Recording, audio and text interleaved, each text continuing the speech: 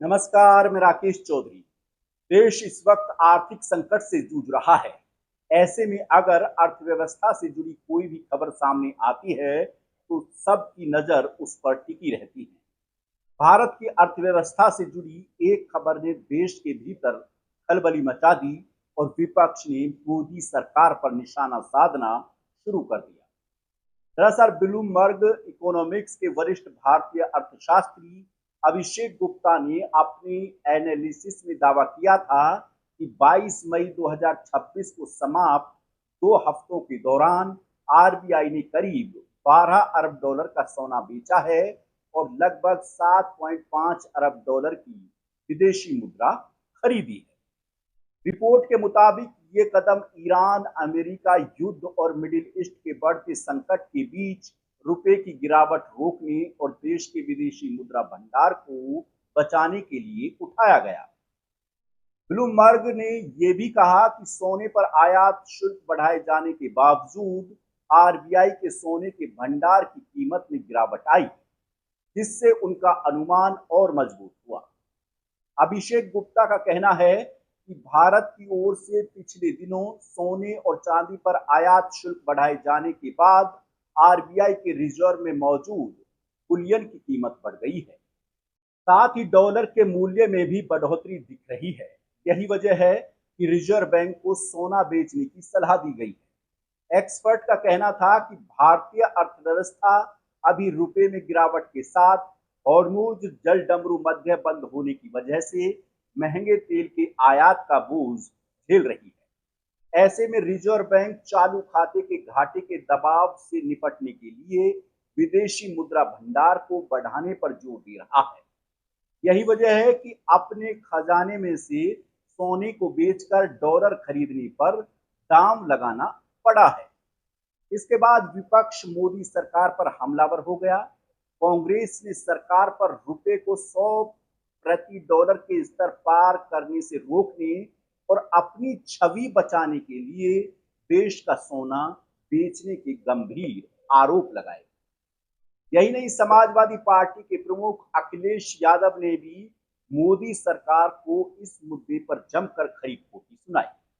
अखिलेश यादव ने social media site x पर लिखा कि बीजेपी ने देश का स्वर्ण मान बेच दिया है।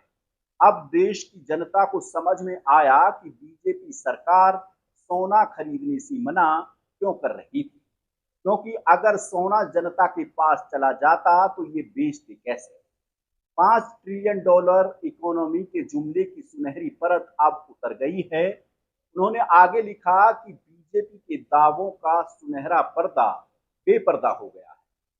जनता इस समाचार के बाद डरकर बैंक जाकर अपने लॉकर खोलकर देख रही है कि सब सही सलामत है भी या नहीं।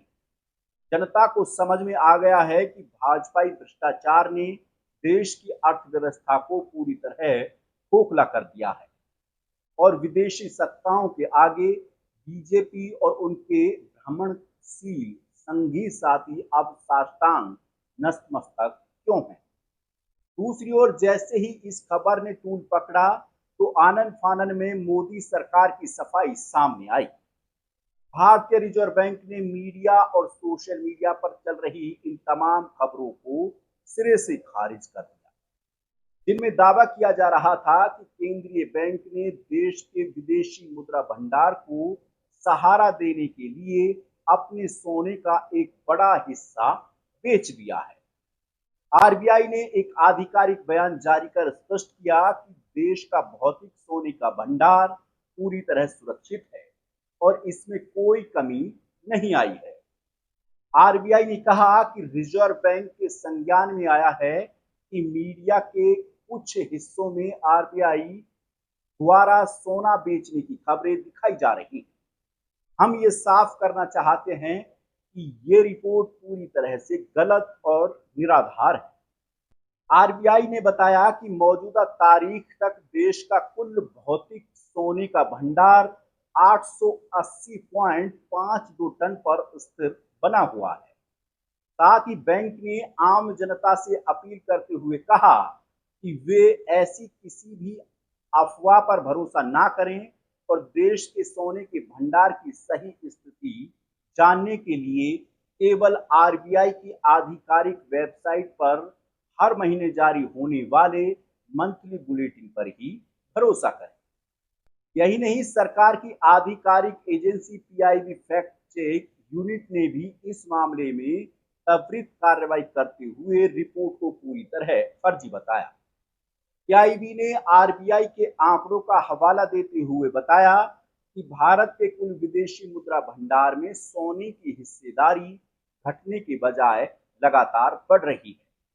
आंकड़ों के मुताबिक सितंबर 2025 के अंत में कुल विदेशी मुद्रा भंडार में सोने का हिस्सा 13.92% था, जो 31 मार्च 2026 को बढ़कर 16.70% और 22 मई 2026 तक बढ़कर 16.85% हो गया है। विशेषज्ञों का कहना है कि अंतर्राष्ट्रीय बाजार में सोने की कीमतों में होने वाले साप्ताहिक उतार चढ़ाव के कारण रिजर्व बैंक के मूल्य में बदलाव दिखता है। इससे कुछ लोग गलत तरीके से सोने की बिक्री समझ बैठे हैं।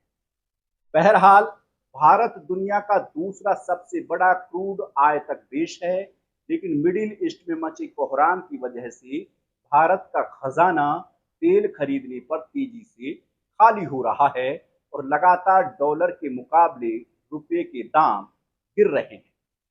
जबकि युद्ध और संकट के ऐसे हालात में देश का चालू खाता घाटा बढ़ता है, तब केंद्रीय बैंक के पास विदेशी मुद्रा का होना बहुत जरूरी होता है। ऐसे में जिस तरह की अफवाहें सोशल मीडिया पर उड़ी, उसके बाद विपक्ष की जो प्रतिक्रियाएं सामने आई, उससे सरकार की नींद उड़ गई। सरकार की जमकर फजीयत होने लगी। यही वजह रही कि सरकार के साथ साथ सभी संस्थाएं सामने आईं और पूरे मामले पर अपनी सफाई देकर वास्तविक स्थिति से अवगत कराया। यानी सोना बेचने के जो आरोप मोदी सरकार पर लगे, वो गलत थे।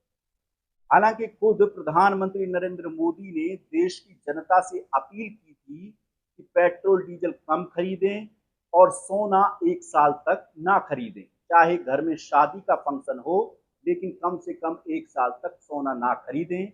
उसके पीछे जो लॉजिक था वो यही था कि ताकि जो डॉलर सोना खरीदने पर खर्च होता है, पेट्रोल डीजल खरीदने पर कम खर्च होता है, वो कम हो। तो यानी कि जो विदेशी मुद्रा भंडार है उसमें ज्यादा दिक्कत ना आए।